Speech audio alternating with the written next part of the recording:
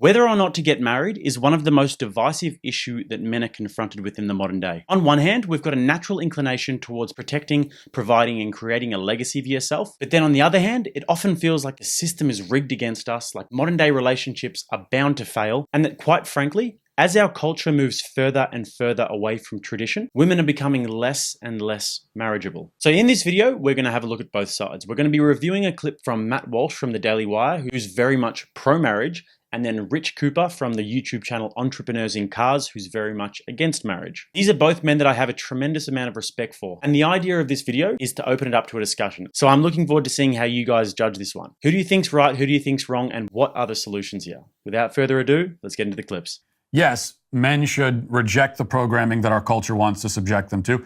Programming which seeks to neuter and feminize them. Yes, they should work hard. They should take care of their minds and their bodies. Yes, they should strive for success, including financial success. But a life of hedonism and materialism and luxurious wealth, remaining unmarried while sleeping with dozens of different women and so on, is not the ideal to strive towards. Rather, what men are called to and created for, and the only sort of life that will be truly happy, that they'll find true happiness and joy in, is a life of service as protector and provider. Men, the vast majority of men anyway, are called to be husbands and fathers, to be leaders of their families. Now, they may be called to lead in other ways too, but first they must care for their families. If there's any saving our civilization at this point, which I think there is, but if there is, this is how it will be done. And this is who will do it.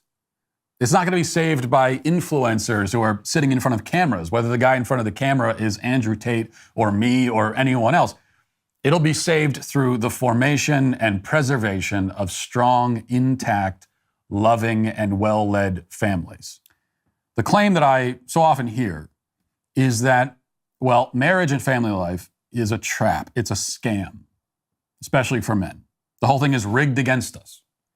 There is nothing for a man to do but give up on the entire enterprise and go his own way. Now, at the start there, I think that he puts forward the strongest case you can possibly put forward about why to get married and have children. There is a very, very strong case for it being where you derive the ultimate meaning and purpose in your life and where you create a legacy. A life without children and without family, to me, just seems empty. I can't imagine getting to 60 years old and not having built a family, had kids, and done all of those things. So what is the problem with this view? Well, to begin with, it's nothing less than a full, unconditional surrender to the culture.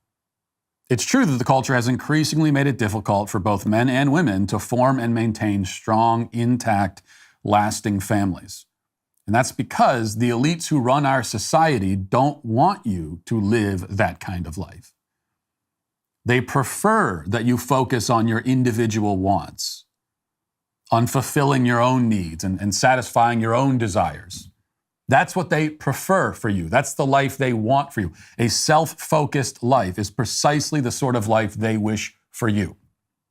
Makes you easier to manipulate, less of a threat to their agenda. I completely understand what he's saying because there is definitely an attack on all things conservative. There's an attack on conservative institutions, and the family unit and the nuclear family is one of those. But this is the question that I have. Is it a matter of submitting to the culture, or is it a matter of not wanting to go down with a sinking ship? If you're a man, you marry a woman and your wife turns out to be a disloyal vulture, or if you turn out to be a disloyal vulture, or you both do, the deck will be stacked against you in court. No, there's no question about that. Divorce may ruin your life.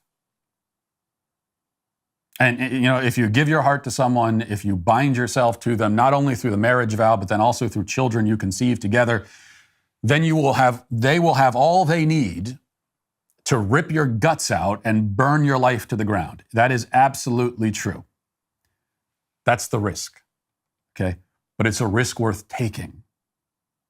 Every great joy can become a great tragedy if you aren't careful, or if you have very bad luck.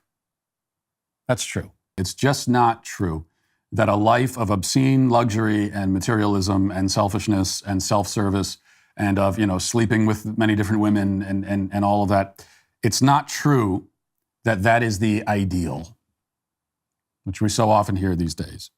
That's the ideal. Non-monogamy, having many sexual partners. That's the ideal, they say. That's not true.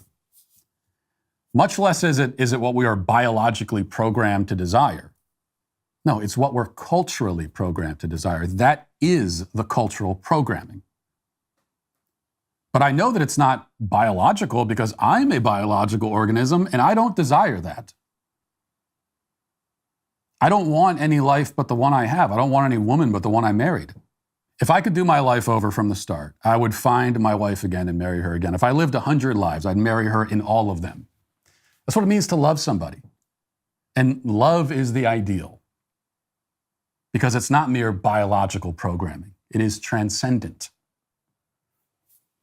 And trust me, it's well worth the risk. Okay, so I really do understand what he's saying here. With great reward comes great cost and great risk. But in the United States, for example, about 50% of marriages will end up in a divorce or a separation. So if there's a 50-50% chance of them ripping your guts out and burning your life to the ground, then it makes me wonder, is that a risk worth taking? And furthermore, I don't know when Matt Walsh got married, but with 6 kids, I'd imagine he's been married for quite a while. And since social media has become such a prominent part in our lives, the dating market has drastically changed. And I think that the dangers of entering long-term relationships for men are becoming increasingly worse. So with that said, Matt Walsh nails the case for marriage, but I think that he's a bit off with the objections. So let's listen to Rich Cooper now, who I think summarizes in a much more concise and realistic way why men don't want to get married these days. I don't like a lot of the trad con sort of narratives that push guys into marriage blindly. I think that you have to open your eyes to the reality of what marriage is. You have to recognize that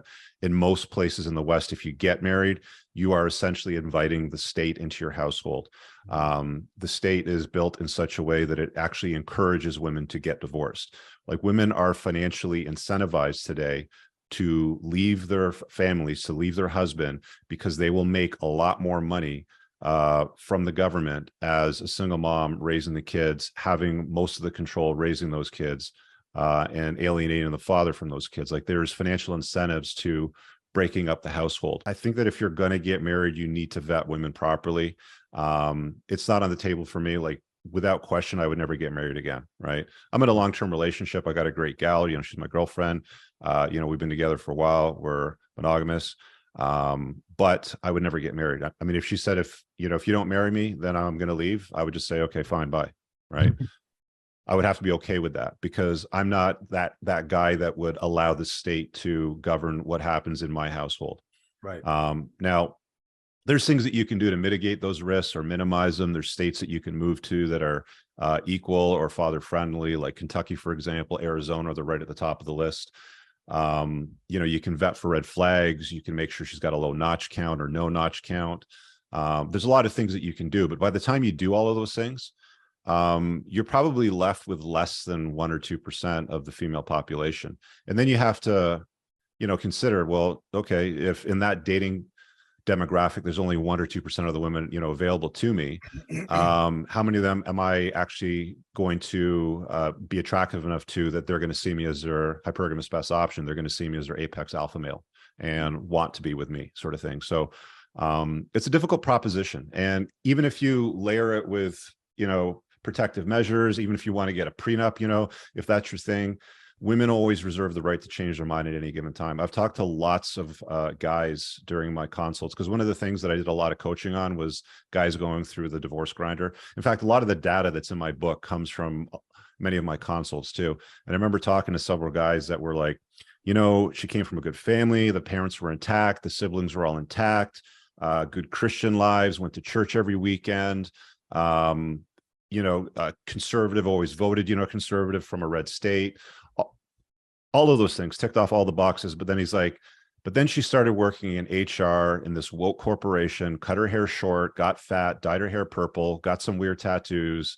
And now we're getting divorced and I don't recognize her, and she's taking the kids and she won't let me see them. And it's like, that story didn't happen just once. Like I saw versions of that movie many, many times over and over again. So one of the things that you have to understand as a guy is if you do invite a woman in your life on a long-term basis and you create a family with her, she always reserves the right to change her mind at any given time. I think Rich nails the two biggest objections here. First of all, letting the government into your relationship. That is more what men mean when they say that they believe that the system is rigged against you, and also vetting women. And let me preface what I'm about to say. I'm going to talk about this purely from the man's perspective. This is not me saying that women are the root of all evil and that they're the cause for every problem in relationships today. That is not what I'm saying. Believe me, I understand that there's troubles on both sides, but I'm going to talk about this from the man's perspective. Today's culture is not conducive with producing women that are desirable for marriage. And let me explain why. They've been told that they have no need to preserve their value. From 18 to 28, go and have your hoe phase. And that's their words, not mine. They're constantly told, you go girl, you don't need no man, you can do anything a man can do. And therefore they have no incentive to understand what men actually want. Because nothing that they do is to please a man or to make themselves more attractive to men. And if that were the case and they openly admitted that, then they would be looked down upon by their peers. Moreover, many of these women will expect a Prince Charming, a high-value man to come into their life and sweep them off their feet. But they in themselves actually don't possess attributes that would bring value to that man's life. They've been taught to be a boss girl, have an attitude, be a baddie, when in reality, that's oftentimes the opposite of what a man will find attractive. Studies show that women with over 10 sexual partners are much more likely to get a divorce in their lifetime. These days, that's not only normal at the age of 21 for a girl, but it's celebrated. Because hey, you can do anything a man can do, right? We've seen magazines like Cosmopolitan blatantly glorifying unhealthy habits by having obese models on the front cover. And lastly, a lot of the women that young girls look up to these days, and women in general, are terrible role models. Women like Cardi B, Kim Kardashian, and Nicki Minaj, these women openly promote promiscuity.